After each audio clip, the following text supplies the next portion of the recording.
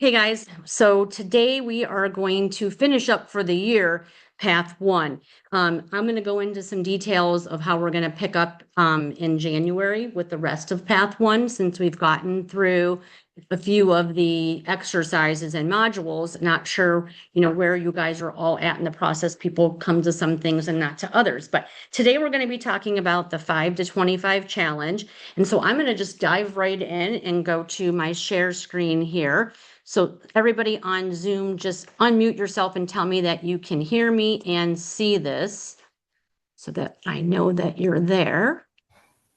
Yes, I can hear you, Gina, and see you. Yep, same. Amazing. This is Brittany. Okay, fantastic. We can hear and see you as well. Perfect. Now I just need to find my screen. It's not the one I want. Still not the one I want. There it is. Okay.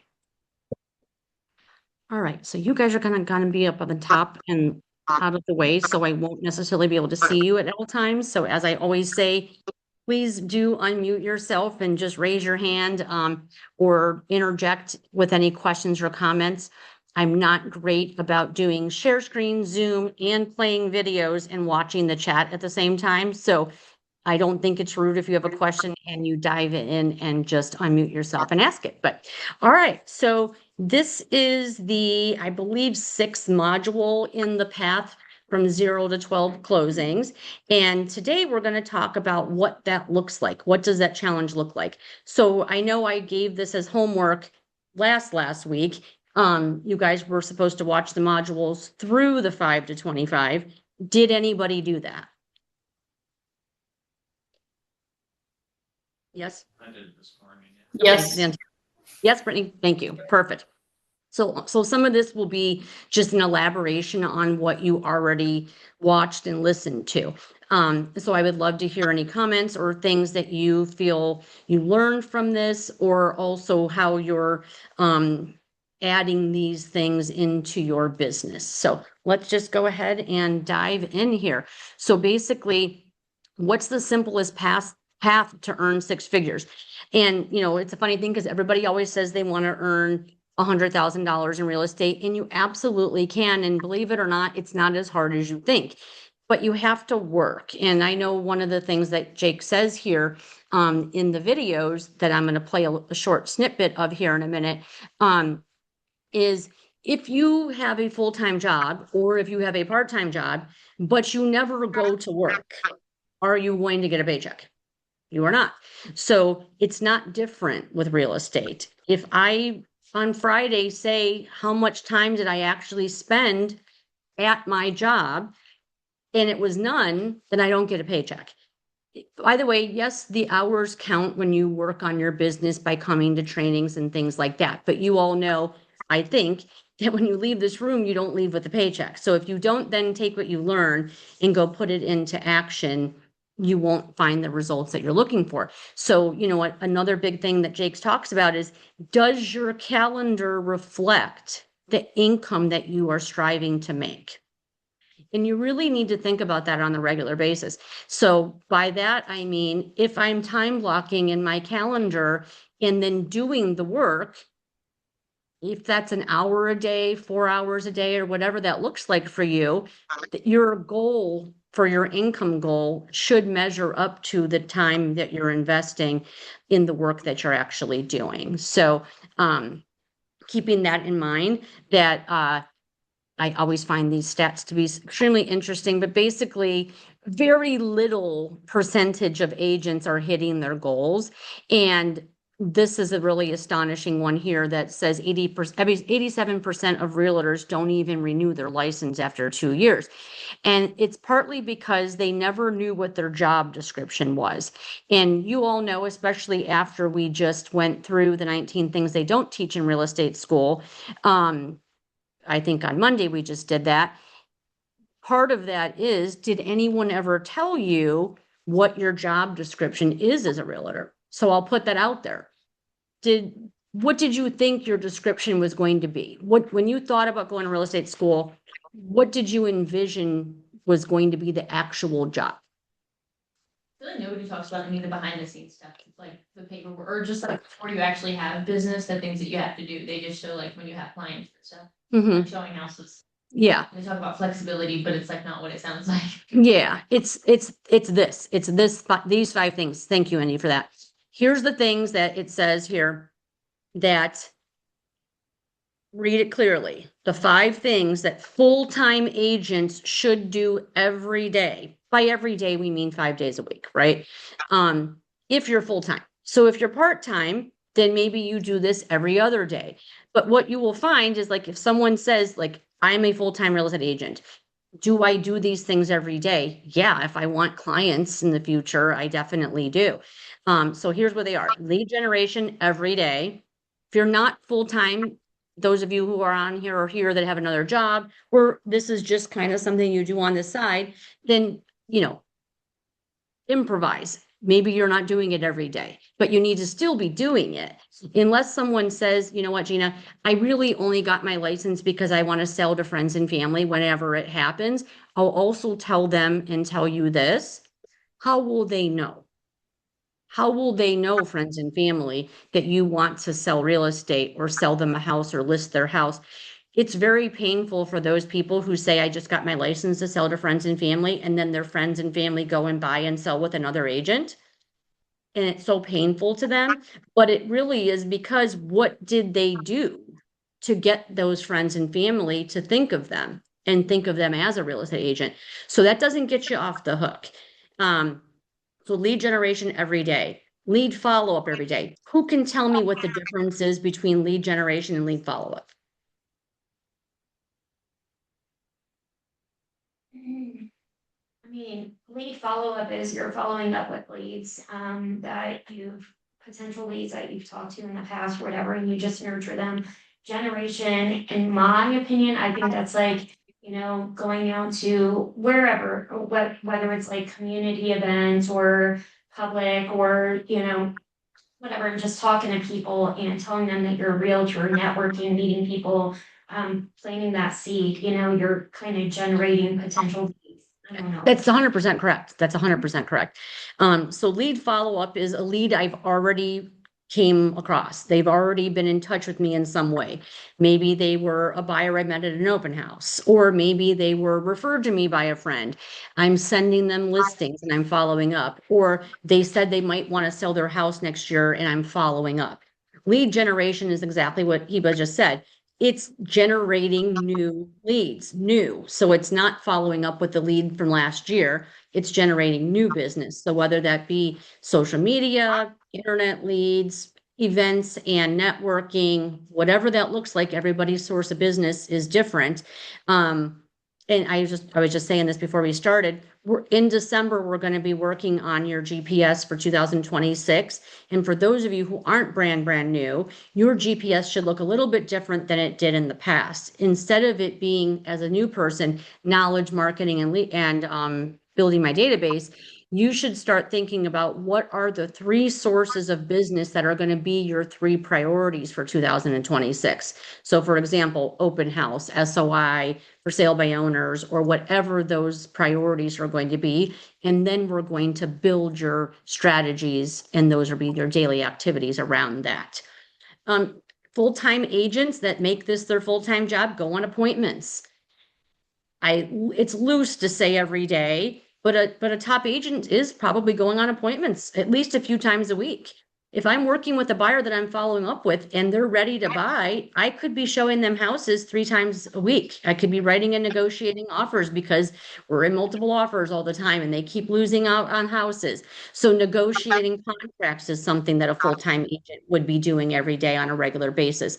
Even as you have your pending contracts, but you've got 2 pending, you're still well now, yeah, that's right. Yeah, you had the one closing. But as you're going through the period of time from the time it goes pending to closed, you're still negotiating contracts. You're still talking about repairs potentially. You might have to negotiate a price reduction because a house didn't appraise. Those are job description things that we're doing as real estate agents, and scripting and role playing. That's going to keep you on track. That's going to keep it sharp. That's going to help you know how to have objection handlers and things like that. Also in December, and we'll wrap today with a list of different things that are coming up here, but one of those is scripting in December as well.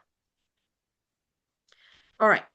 So it's obviously this. We have to continue to do things over and over again consistently if you want to get business. We're just not going to, we're not going to farm a neighborhood one time. It's all about consistency and doing things kind of in a layering way.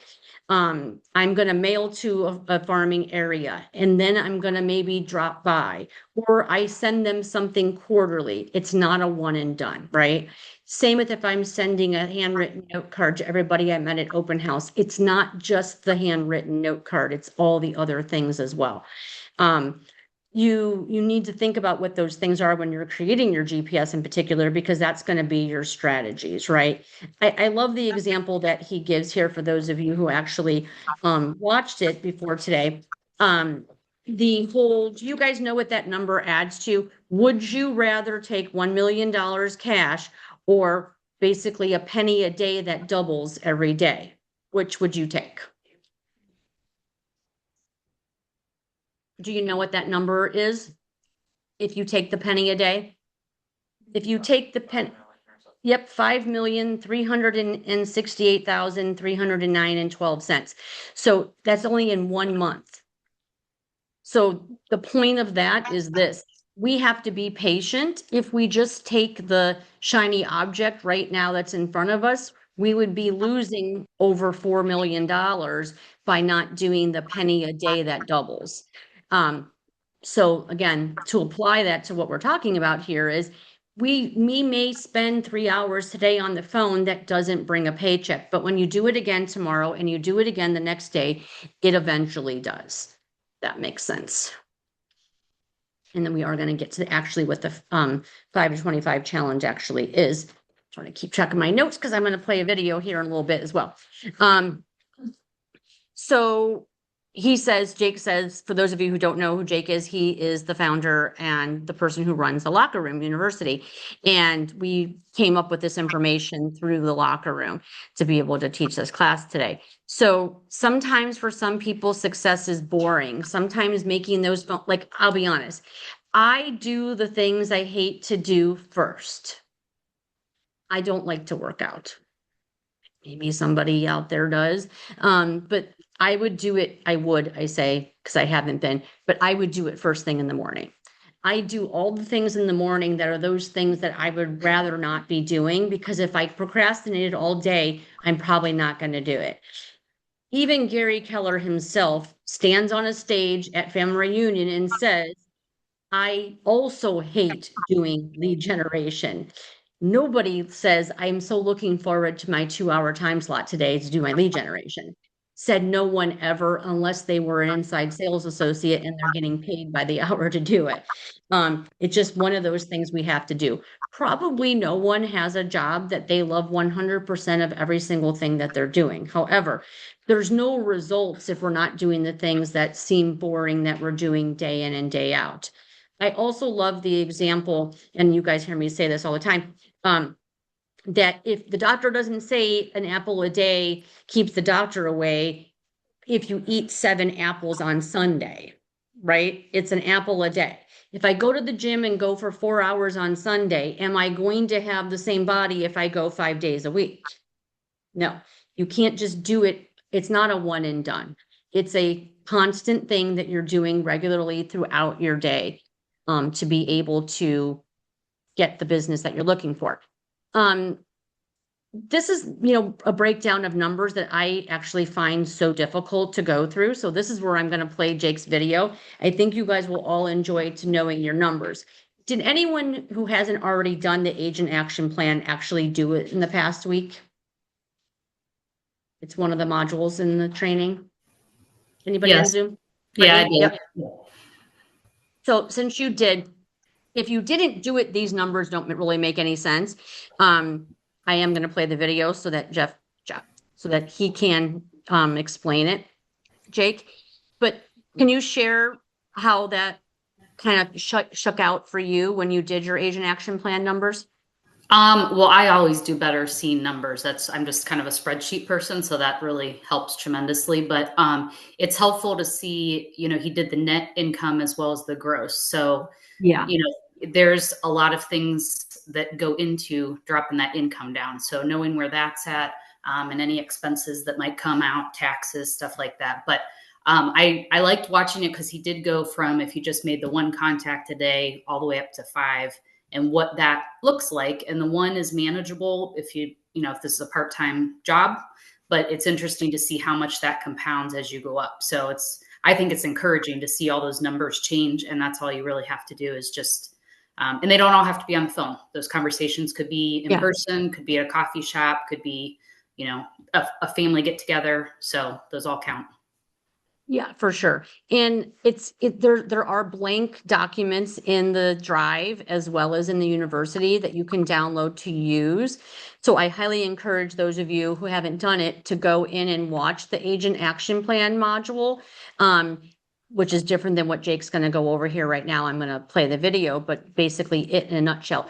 That's where you're going to do these numbers for yourself. So Brittany, I'll ask you again. I know you just unmuted yourself. Is this a second time you did it or had you done it before? I had done it before. I was going to ask you this particular one. I was trying to find this exact form within stuff and I couldn't. I know we've done the other breakdown where it's kind of a vertical.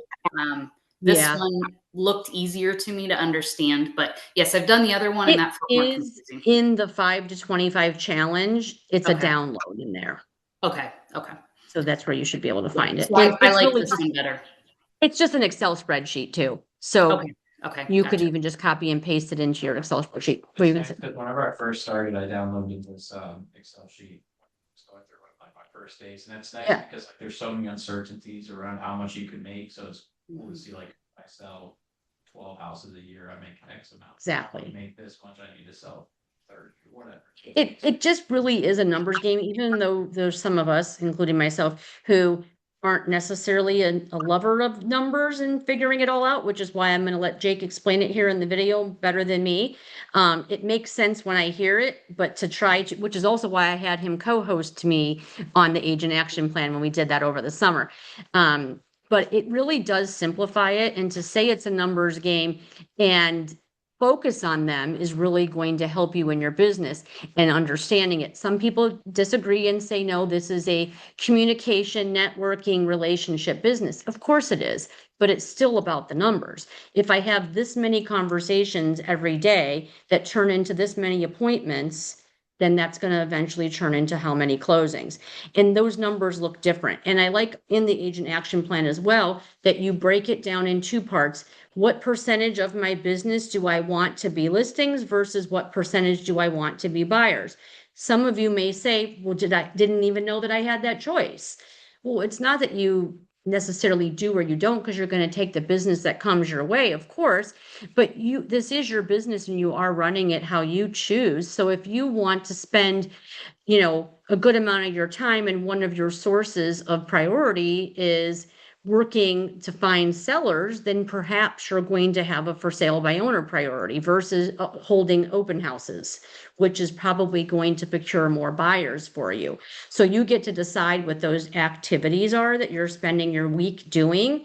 And that does dictate the business that you get. I mean, luckily, you're probably going to be able to start finding people that also are selling and buying so that you get both. But for easy numbers, you do 50% on the listing side, 50% on the buyer side until you've been through a cycle, so a whole year in real estate, to then be able, and Brittany, why I asked that is because don't you find it easier to fill in these numbers the second and third time around versus the first time?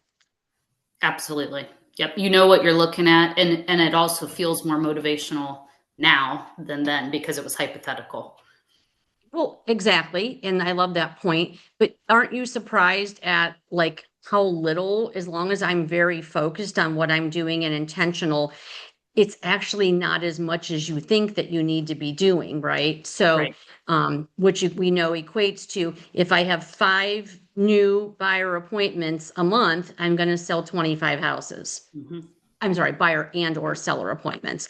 So it's a very little bit of actual new business that would, be able to get you those 25 sales. So let's Yeah. just dive into the video real quick. I can locate it.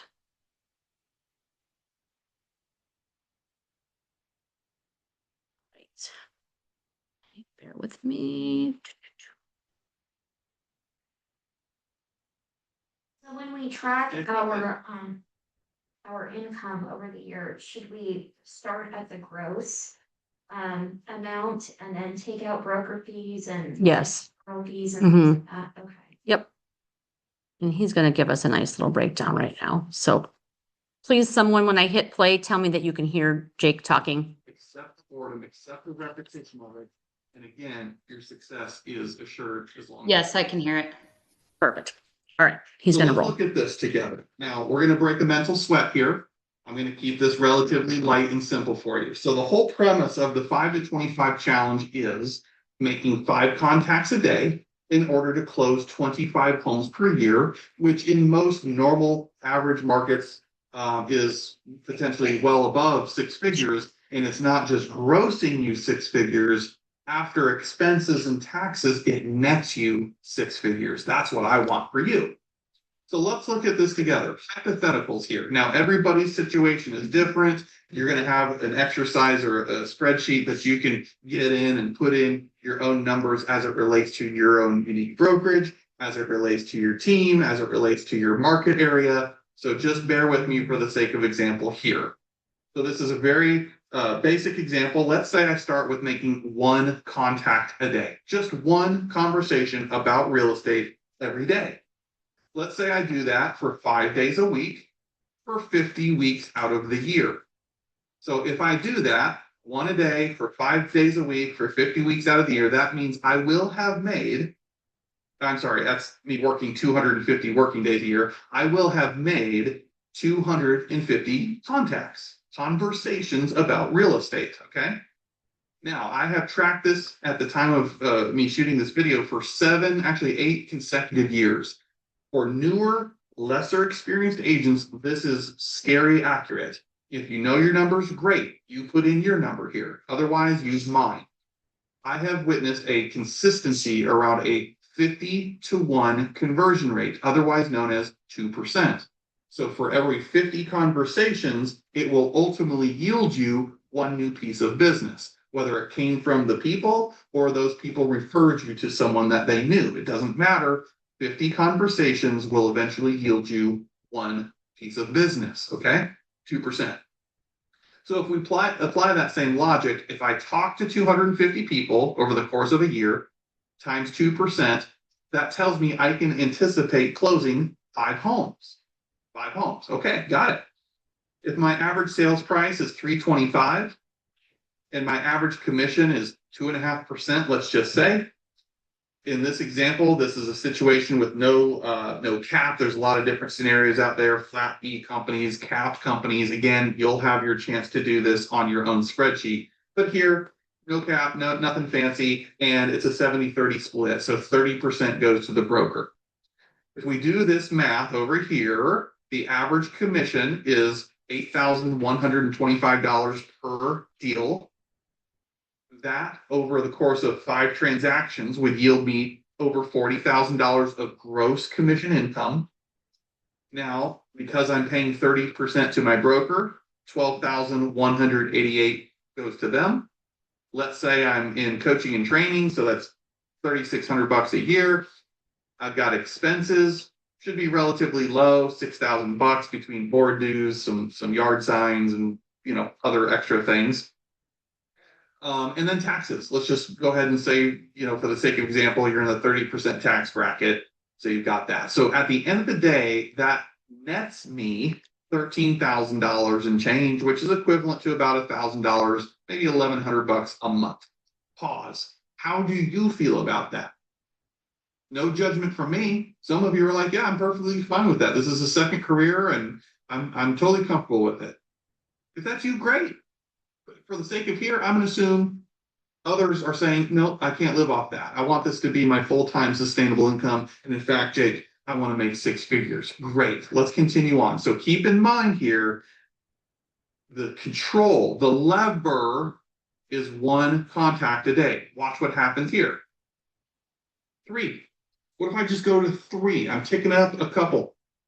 3 contacts a day for 5 days a week for 50 weeks out of the year will ultimately be 750 real estate conversations over the course of the year. Just 3 a day for 5 days a week. That's it. At a 2% conversion, aha, now I'm at 15 closings. And if all the other variables stay the same, okay, now I am netting after expenses, taxes, I'm netting $53,000. Now we're talking. For a lot of people that I know, that's a good living. Look at there though. You actually earned 6 figures, and that's the difference. People start in this career saying, well, I want to earn 6 figures. Well, here you earn 6 figures. That's why I'm saying I'm more interested in you netting 6 figures. But right here, you grossed 6 figures. 3 conversations a day. Who can't do that? Let's hear all the excuses. I don't care if you're dual career, meaning part-time, full-time, you're the busiest person in the world. You can't convince me, as long as we keep our priorities straight, that every single person here couldn't make a point of talking to 3 people a day about real estate. Come on, right? And the compound effect, as long as we're intentional in these conversations here, could yield you right in the ballpark in this example of $53,000. Interesting. Let's go a step further. This wasn't called the 3 to 25 challenge. It's called the 5 to 25 challenge. So here it is. 5 conversations a day. That's it. Just get your reps in. 5 conversations a day about real estate for 5 days a week times 50 weeks out of the year. Eventually means you're going to have 1,250 real estate conversations over the course of 1 year. Interesting. So the only variable I changed again was the contacts made, completely within my control. In fact, it's a decision. I decide every day if I'm going to or I'm not going to. You're in more control than you think. At a 2% clip, that's 25 sales. There it is, ladies and gentlemen, 5 a day, yielding you 25 sales, hence the 5 to 25 challenge. Congratulations, high five. This now places you in the top 3% of real estate agents in NAR. You are now netting basically a 6-figure income, because you can skip over here. Yeah, you could argue expenses are going up, and I'll argue, well, if your taxes are that much, you need to get a new CPA. So given, that this isn't an exact science, you will actually have grossed in this specific equation $200,000 and netted after taxes, after expenses, whatever, basically close to 6 figures. I don't know, man. That spends at Walmart where I come from. Okay. That's a great, great living for a lot of people. An amazing one, in fact, for doing what? For having 5 conversations a day and serving 25 families that need your help. Like, let's gain some perspective here. So we don't want to pick up that phone because I don't want to hear rejection. I feel silly and slimy and I don't want to bother my friends. That's a scripting, that's a skill set, that's a confidence and mindset issue. We can't blame it on the activities that this is too hard, because it's not. We get paid to talk to people and go make friends. That's what lead generation actually is. Scrap that word if you get all weird inside about lead gen or prospecting. Just go make friends and talk to people. And then when the opportunity presents itself and they ask you how you're doing, bring up real estate. And if they or anyone they know has any real estate needs, you'd love to help them. We have scripts for that, no problem. Okay. 5 a day, 5 days a week for 50 weeks out of the year. Boom, there's your formula. Come back. All right. So, thoughts on that? Go back to my other screen here, guys. Makes sense? I'm assuming it makes sense. So when he says 5 conversations per day, Mhm. we always talk about like how many appointments per week, that's not the same thing, right? Is he saying like, So what he's saying there, sure, I'm on my own screen here now. because then how many appointments would you need if you had 5 conversations? So keep this in mind. You're gonna eventually also track, he didn't talk about this. It's on there though, your conversion rate.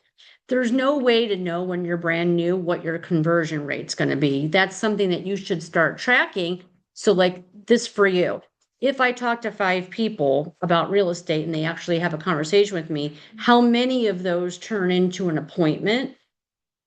Then I can start saying my conversion rate is this percentage, right? Because remember, when you're talking to people about real estate, those 5 contacts, you're not necessarily talking to 5 people that are looking to buy or sell today unless you're buying internet leads, right? If I'm following up with 5 Zillow leads, then sure, that's a different story.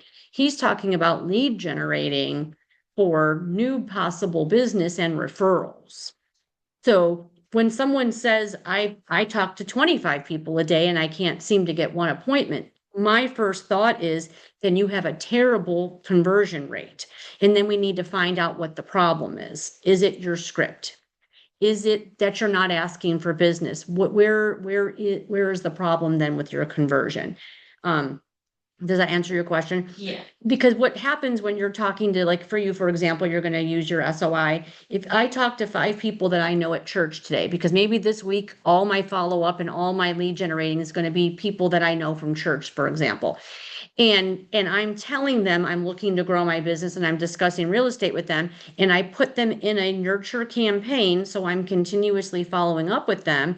Then they will think of me when they know somebody, a family member or something. I mean, that's already happening for you. Yeah. All the few listings, and you seem to keep on finding listings rather than buyers, which is great. I didn't think about that, yeah. Yeah. And those have all come from referrals, people that know you, that put you in touch with someone that they know has a need for real estate. Right? Yeah. So let's just bring it up there now. What's the challenge to that? Let's talk about objections. What would be a reason that you couldn't? And listen, maybe you want to sell 50 houses. In those numbers, as you know, he said the average price was 3 something. That's not necessarily the average price here in Stark County, Ohio. But the good news is it's actually 280, I think. So we're darn near close on average. That doesn't mean that you might not sell a house that's 99,000. Of course, that's why it's considered an average. And the 2.5% commission, in my opinion, was a low number. It is probably more likely going to be closer to 3 if that's what you charge. Also, we have that control in our hands now to negotiate commissions. So you get to decide what that looks like, and then you get to negotiate how it's getting paid to you between the buyer and the seller. So all those numbers can be tweaked a little based on what your own personal business is. But what would be a challenge that stops you from having 5 conversations, or for those part-time people, even 1? What's something that comes to mind that would stop you? I think like you said, just your mindset. And I struggled with that a lot in the beginning. I just didn't want to bother people. And then I didn't get anything out of it because I was too scared to reach out. Yeah. Brittany? I just think planning. You got to plan ahead. You can't just go by a whim for your day. You've got to put that at the top of, if that's what you want to do, you've got to put that as your goal. And thank you so much. Isn't that how we are also willing to be held accountable? You can hold yourself accountable to your calendar. Mm-hmm. Yeah. Right? Yes. And I think the planning part, Brittany brings up an amazing point, which is this. You can't just loosey-goosey it. You have to be very deliberate about it. So what that means is, if I'm going to call 5 people today, yesterday or last week, I needed to plan who are my 5 people, or if I really need to get organized, this week's category is this. And so all the 5 people I'm going to contact every day this week is going to be somebody I know from blank. Right? And then that way you have planned it, like Brittany said, and then maybe you already have the script for that versus just going in your phone. Now, mind you, do it. If you're not going to plan it, if you're not a planner, then by all means, pick up your phone and start at the beginning of your contacts and work your way through it. That's okay too. It's not this or that. You can make a decision somewhere in the middle. I'd rather you do something rather than nothing, but you're definitely going to get more out of it if you've actually decided on who's the group I'm going to call today or this week, and what am I going to say? You'll get better results from it rather than just, I'm driving along in my car and I'm just going to call someone because I said I was going to. Makes sense. What might be another challenge? Oh, I'm sorry, Heba, you were gonna say something. I was gonna say rejection, you know, I know when I first started, I was like, I just don't want anybody to hang up on me or, you know, like say anything mean to me on the phone, just, you know, just the fear of rejection and just feeling like crap afterwards, Yeah. you know. And that is so valid. And I would say that's the number one reason that people don't. But keep this in mind, guys. No one is telling you to go get the white pages and pick up the book and physically the book, if that is actually still a thing, I don't know. And start with the A's and just start randomly calling people. You're probably contacting someone that you either already met because maybe you know them because they're a neighbor or a friend of a neighbor or a family or someone who's in your SOI, or they're someone you met at open house, or there's someone that you somehow came in touch with. Unless you're just buying a list of random names, the fear of rejection should be less because you're actually not cold calling. Let me define cold calling. They don't know me, I don't know them, and we have no friends in common. I am choosing them clearly out of thin air and calling them. That's a cold call. If it's even any way connected to you in some way, that is a warm call. Obviously, a hot call is, hey, my neighbor's sister's looking for a house, here's their number. That's entirely different. But most of the time you're reaching out to people that you either met, came in contact with, or know in some way. So I say then, Heba, after a period of time of letting that, you know, debilitating fear of being rejected go, because you're going to learn the right thing to say. I'm going to call 15 people in the next 3 days, and I'm going to call to invite them to an event. Or I'm going to tell them that I'm going to send them a market analysis on their house or whatever that's going to be. When you come from a place of service that you're trying to help them, you don't look at it like, it doesn't really give them the opportunity for rejection, especially when you are trying to help them. So like, for example, when I'm following up with people that are thinking, so Lily, for example, I don't remember when we first came into contact, but what I do remember is I put you right into my command system and I've been sending you emails about Keller Williams and about our systems and lots of things we do. And then you followed up with me. I followed up with you. You had questions because some of the things that I was sending you were things you were interested in. And then I started inviting you to things. It's no different. Lily's an example for me to recruit her here at KW, where I know she's going to do fantastic things. It's no different than contacting someone that I received their name in some way that's thinking about buying or selling. Everything I do when I come in contact with new agents is exactly the same system as lead generation for buyers and sellers. It's just a different topic. And so just to answer that as a person that is on the other end of receiving follow-up, what about the follow-up got you to respond and even come here? Oh gosh, I don't know. I guess just what really brought me in was a scholarship. Yep. So it was like, I felt that like God was putting this in my lap. I should do it. If I don't like it, it is what it is. Right. And honestly, I really liked it. I felt drawn to it. I really hope that I would be successful with it, and I'm gonna try my best. So that's Yeah. just kind of like how I felt about But it. information. So Yeah. like when you say the scholarship, that's because I sent you information about it and you are continuously coming to things because you know what we're doing here. I'm sending you information. We're communicating. So that follow-up is bringing, we'll say if you were a buyer or seller, business, potential business, right? So it's exactly the same thing. So smart plans, text messages, hey, haven't seen you in a while. This is what we're doing this week, kind of a thing. So if you're coming from a place, so like whenever I'm following up, let's just say we get a list from Hondros of people that are in real estate school. When I reach out and I say, hey, Jake, I saw that you're in real estate school, just was curious how far along you are in your classes. What would be a reason to reject me for that? I'm just asking a question and you put your name on a list to be followed up with. Right? So it's the same thing for me. Let's use, for example, a for sale by owner. You put a sign in your yard, you put your name and your phone number, you put yourself on Zillow or wherever else, you expected people would contact you. But if you're a jerk and you hang up on me, so what? I move to the next person, right? Which does happen. So kind of the same thing. You need to, I love that he says, do I need to treat every appointment like it's $1 million listing? That means that I'm going to make everything I do a priority. I'm going to follow up with this person like as if they were $1 million listing. I'm going to call those buyers or reach out to my sphere like as if I'm going to get $1 million listing. We tend to just not think about that because it's like the phantom of money. It's possible, but not really there. So you've got to keep that in mind. Also, when we talk about this all the time, would you hire you and are you treating your business like you're the CEO of a business?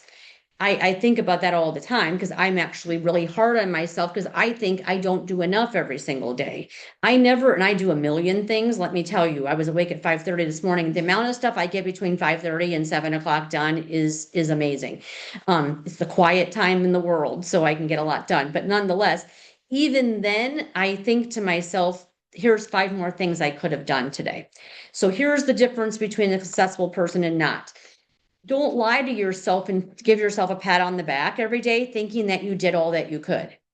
You need to, I don't know that one successful person that I know would ever say, I got to the top of the mountain today.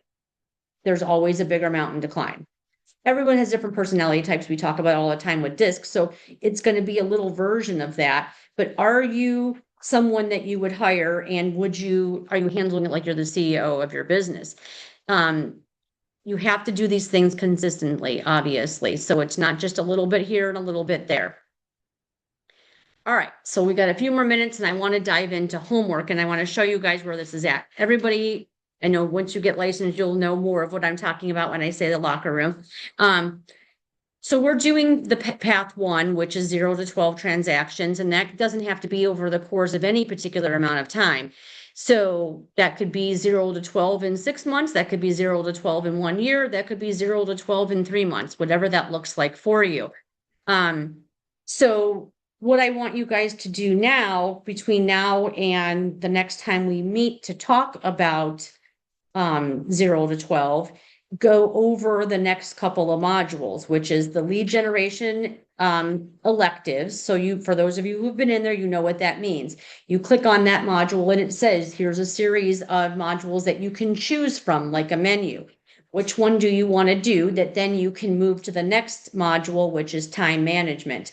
So I thought that was a perfect spot for us to then pick up in January. So here's a little bit about the training calendar in December. December 3rd, to answer your question, Andy, is when we're going to be doing 2026 GPS. We will be doing that here in person as well as on Zoom. Sorry for the next 2 things for those of you who are Zoomers. December 11th, when we do our annual vision board, that is a in-person only here in the Canton training room. For those of you who've done it before, welcome back. For those of you who haven't, I can promise you it's one of our great turnouts. Cross Country sponsoring food, American Title Solutions sponsoring food, and Aaron Roby is bringing his cappuccino machine as he always does and making custom lattes and coffees for everybody. So that's happening in December. Then in January, we're going to pick back up path 1. So what I want you to do is get through time management. Feel free to move to mindset and do the elective modules as well. So I haven't put together January's calendar yet, but it's going to start off with time management. We're then going to do the 11 things that top agents do. We're going to then the following week do Rock Your Open House. And we're going to end January with buyer and seller marketing packets, which will also be a workshop. I will try to somehow turn that into something that we can also do on Zoom. But typically that's one of those in-person only, but we'll see what we can do to make that also something that we can put on Zoom. Questions about anything that we went over today at all? Do a stop share. Thoughts? You're going to do it. You are doing it. Where are we at with all that?